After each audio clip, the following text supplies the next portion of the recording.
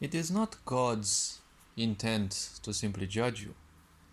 To most people, believing in God kind of exists because they are so absorbed in living in their own body that they kind of forget that the cosmos is far greater than this planet that we live on, and that creation is far beyond this solar system as well. And even our galaxy, which is nothing else but a grain of sand, in, well, let's say an esplanade of sand, right? The sand that each of these galaxies are, right? Billions of galaxies. Do you think God would actually, if they would exist, do you think they would actually know about your existence? Do you think they would care much if you believe in them or not? See, if you are part of the creation would be basically the apex. So technically it would be the entire potential of this universe, right? A conglomerate of all the potentials and possibilities of this universe. Each creation would be nothing else but a tiny bit of potentials that in time would tend towards becoming one with this creation.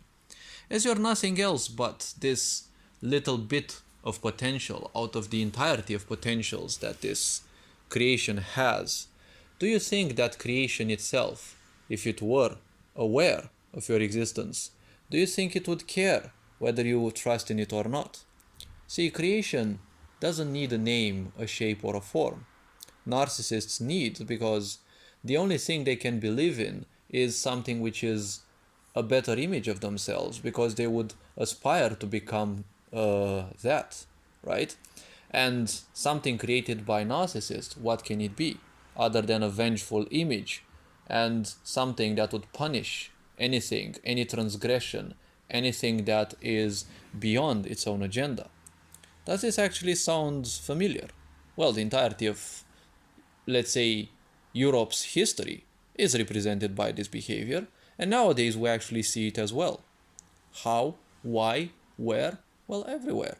If you take a look, even science nowadays seems to become like the new Bible. Do you believe in it? No. Well, you're as good as dead to this society. Because this sick society cannot nourish that which is, well, not sick. You see, the moment you become sick, you can see that all the gates of this sick society simply open up for you. There is all so much help in it when you are becoming sick. Now, the point is, if creation would be aware, right? Because in order to judge people cruelly, right? Because that's what the Bible says, right? If you're not like God wants, right?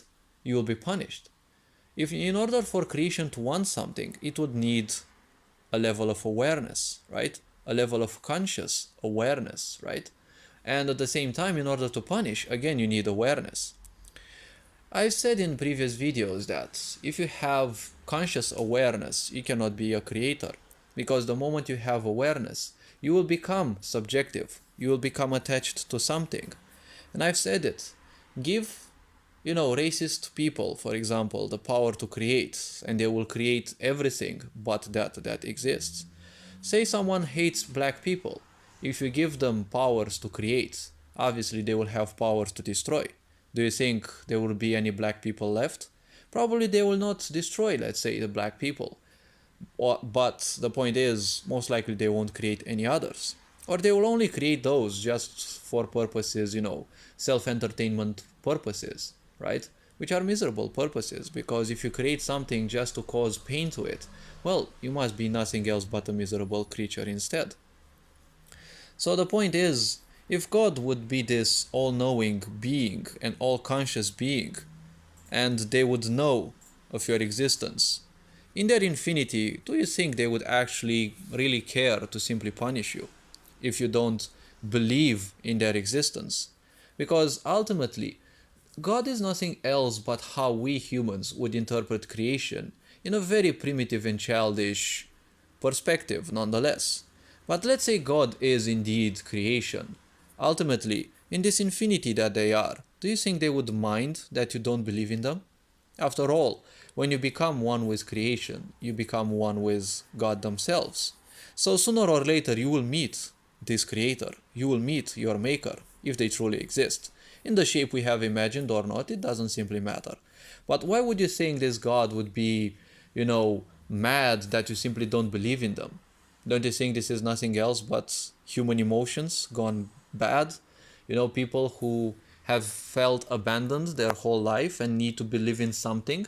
And when they identify with that something, it is their own societal survival and mental survival. If others don't believe in it, they feel as if they are gone, right? This is, in a way, covert narcissism. Because covert narcissists, and well, there is a type of these narcissists that they don't want attention to themselves. They believe in something and they want attention to that. And they might become somewhat aggressive if people don't believe in that. What has Europe done throughout the history? Well, they have gone and, well, conquered in all places of the world. Do you believe in God? No. Then you must die. See, this is nothing else but narcissistic behavior. And, well, other mental disturbances, let's not forget.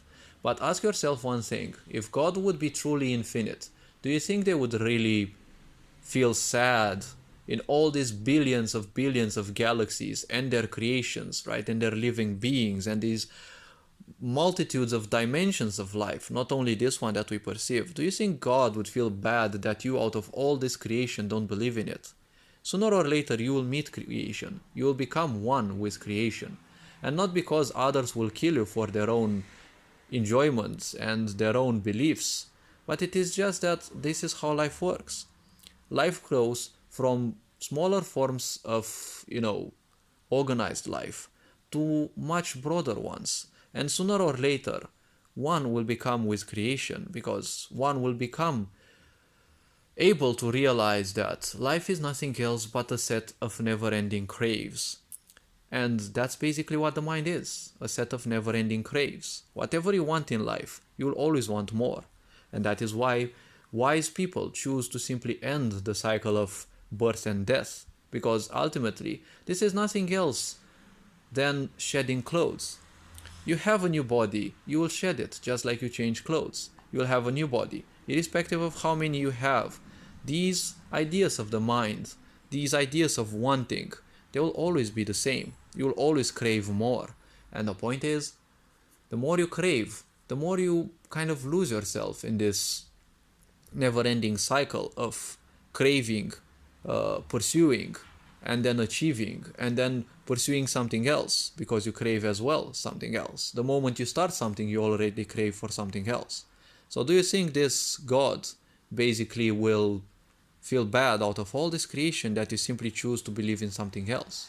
We were also given free will, but only controlling people want to take that free will from you, because the moment you no longer have your free will, you are technically a slave to anyone who puts ideas into your mind. And, well, do you think there aren't institutions that put ideas into your mind and make you fanatic over those? I don't know, maybe NGOs. They do have a purpose after all, right? Their purpose, do you think, is in a controlling sick society, right? Do you think the purpose of most NGOs is to give you a purpose to put you in a place of power, or to simply have you support mindlessly someone else's point of view, right? And die foolishly for those? If you don't value your life, well, you're an easy target for the such. All this being said, I doubt this creation will simply feel bad that I choose not to believe in it the way humanity portrays it. Because ultimately, the point is, I will meet with it sooner or later. We will all meet with it sooner or later. Because this is how life goes. It goes from unconsciousness to consciousness, to realization, and then back into unconsciousness, where creation fully is. All this being said, you are appreciated. Take care. Ferenc Board signing out.